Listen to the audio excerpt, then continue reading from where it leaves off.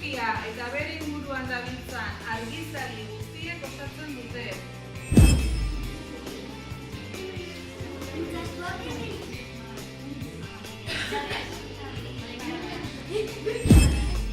Hamar pertsonak erantzun dute B aukera dela. 3 pertsonak aukeratu dute C. Eta beste 10 pertsonak erabaki dute D.